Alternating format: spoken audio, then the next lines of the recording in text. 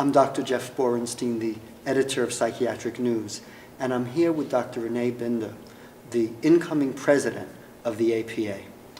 Renee, thank you for joining me. I know this is a very busy time here at the annual meeting. I'd like you to share with us your plans for the upcoming year. Well, I'm really looking forward to the next year, and I have several plans that I've already started on.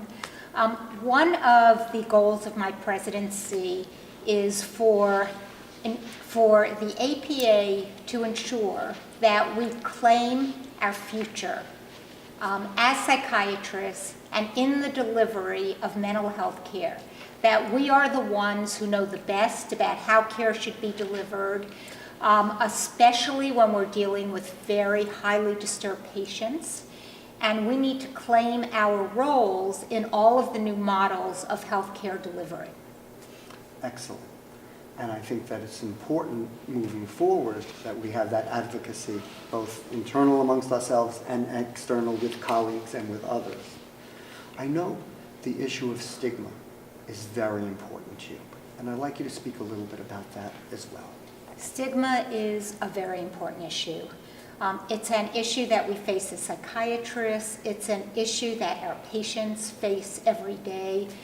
And I plan on working with the staff and with the members of the APA and the leadership of the APA to try and combat stigma. One of the initiatives that we'll be doing this year will be dealing with the whole issue of the criminalization of people with mental illness. Many people with mental illness wind up in the jails and in the prisons, rather than in mental health care in the communities and in psychiatric hospitals. There are actually more people in prison than in psychiatric hospitals. That is correct. And people with mental illness, they don't belong in our prisons and in our jails. They don't do well when they are in our prisons and jails. They tend to stay longer, they tend to be victimized, and we need to come up with alternatives to having these people with serious mental illness wind up in our jails and in our prisons. It's such an important issue, and I think it's great that you're bringing that to the fore. And finally, as you look at the year ahead, and it's going to be a very busy time for you, how do you see yourself during that year?